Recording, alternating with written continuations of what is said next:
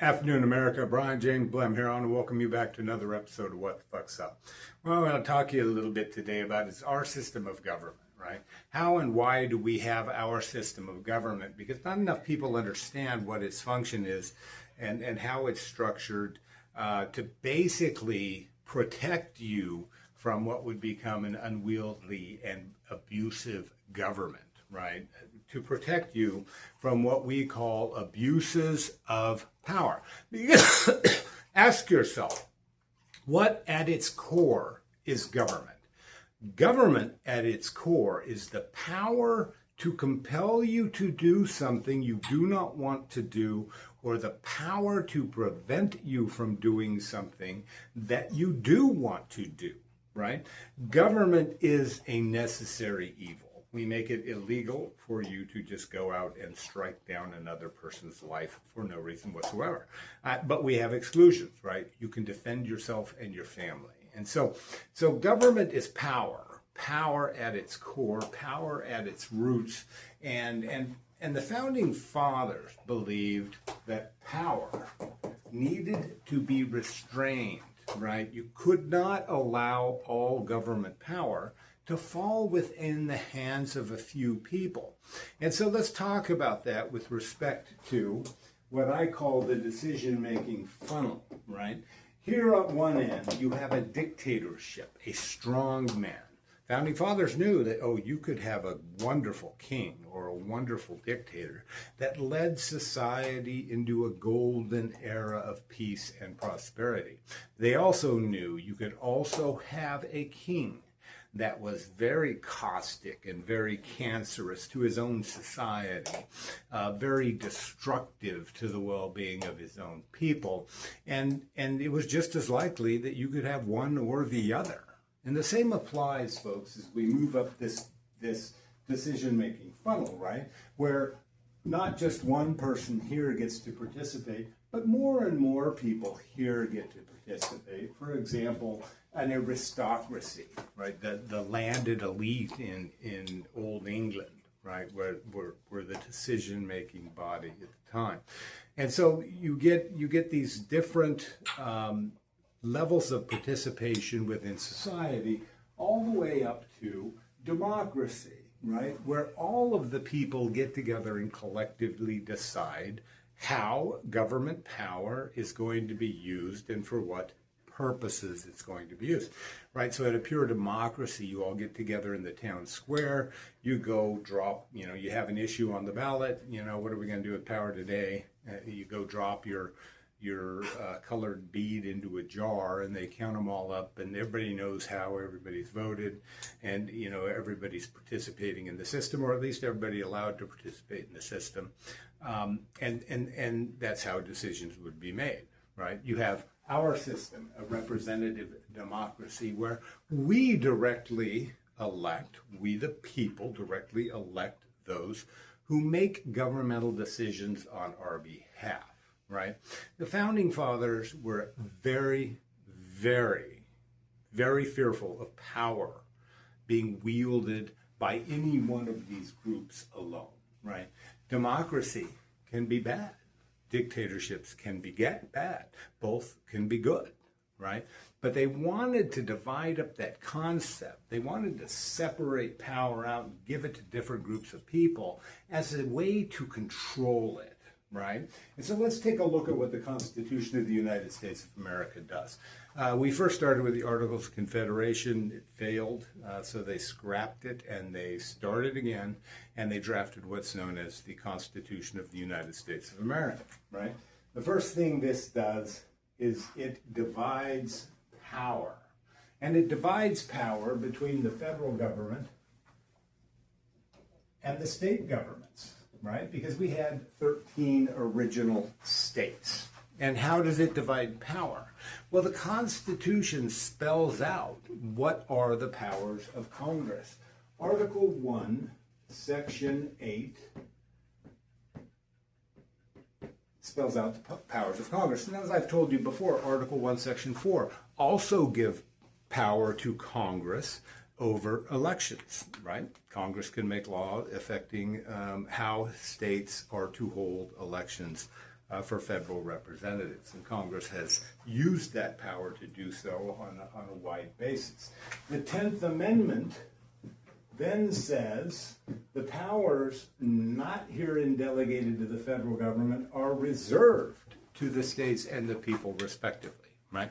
So things like education, social health and welfare are reserved to the states. That's exactly why during COVID, it was states and cities and localities imposing mandates like masks, things of that nature, while the federal government did not. Now, the federal government may have imposed mandates on things like interstate transportation, flying on airplanes, riding on trains, buses, things of that nature, because that's an interstate commerce function.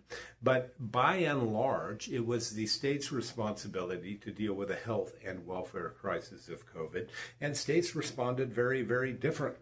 And so you can go back in history and look at how your state responded. Was it very dictatorial? Was it very authoritarian?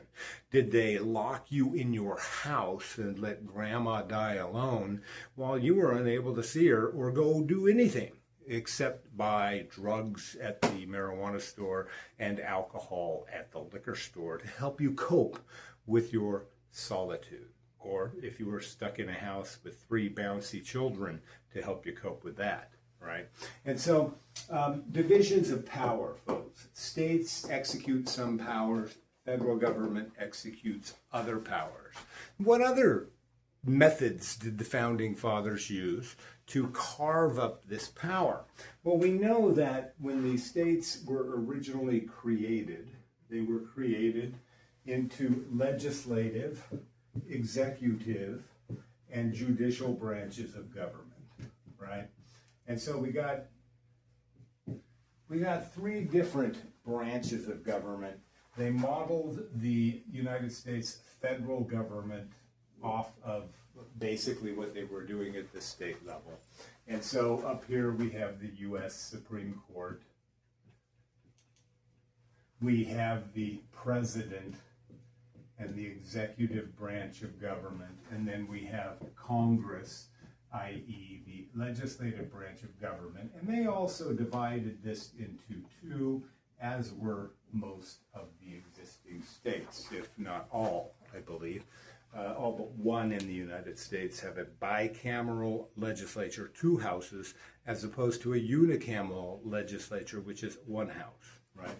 And so they've taken this power and they've really carved it up, right? Now, who gets to choose who in our system of government? Because you get a lot of people talking about, we just need democracy in America, the direct election of president by the people of the United States of America.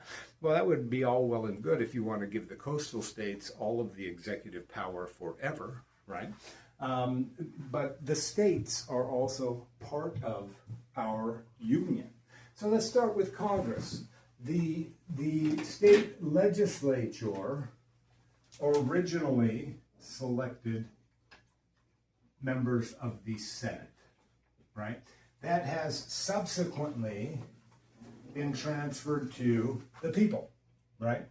So now these are the people directly electing senators. The House of Representatives have always been directly elected by the people, right? This was the people's house. This was the state's house. There was supposed to be the impetus by the people to make legislation, but the restraint of the states to say, hey, this isn't necessarily very good for us as a state or a nation, right? And so it's a combination, folks. It's a combination of democracy and a form of aristocracy where the power is given to the limited legislative group that elects a senator to do the work of the state versus the state of the people. And so this was a sort of collaborative effort designed to tone down any of the unwieldy passions of the people. Right? We don't want majoritarian rule. So we find ways to limit majoritarian rule. Because if the majority comes out today and says, let's go kill this person, and there are no checks on the majority's ability to do that, then that person goes and dies. That's a pretty sad system, folks. And so the President of the United States of America, right?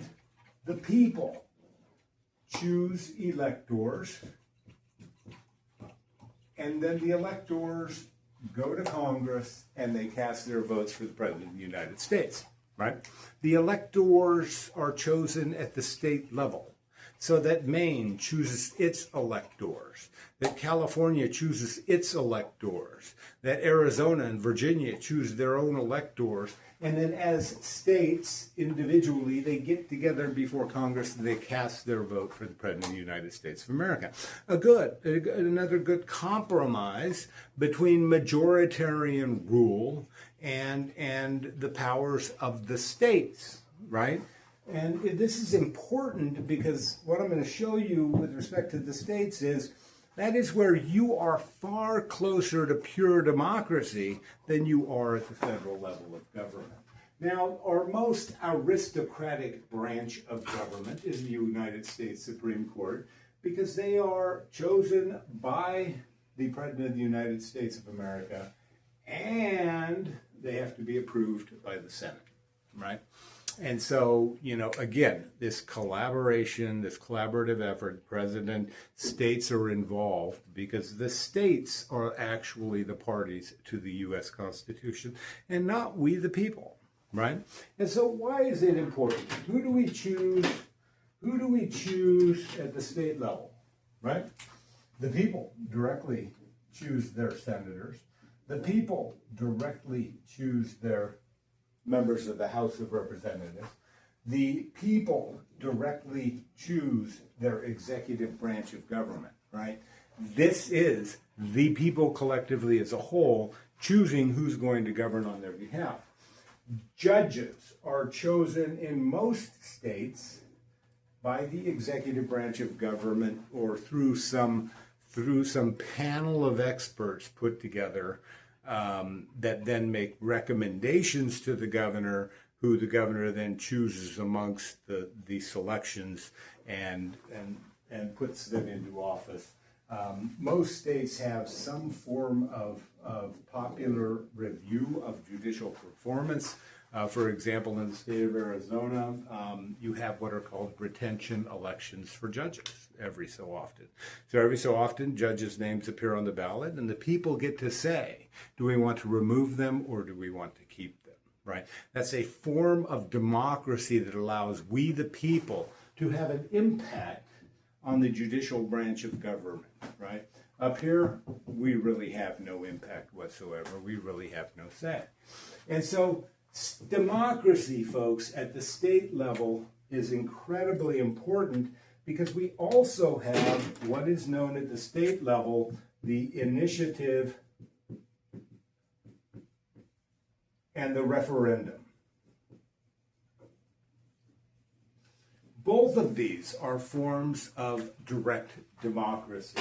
One of them is more direct democracy than the other. The initiative is where the people can go out and they can draft what they want to be a law.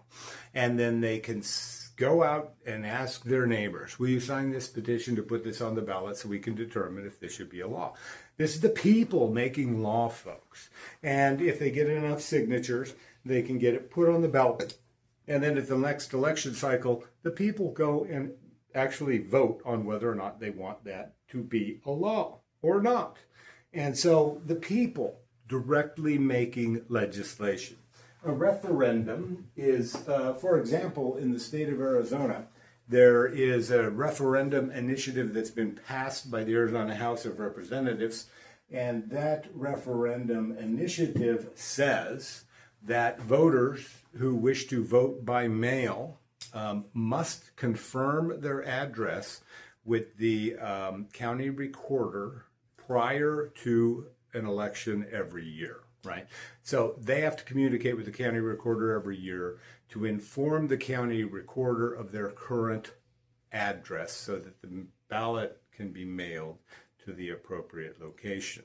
That is stalled in the Senate, the Arizona Senate, because it's my understanding the Senate president is holding it hostage pending negotiations with the Democratic governor on ballot, or not ballot, I'm sorry, on budget issues. And so if the Senate ever passes that out in the same form as it was passed out by the House, then that will become a referendum that is sent directly to the people. The people will then choose whether or not they want that to become law or not.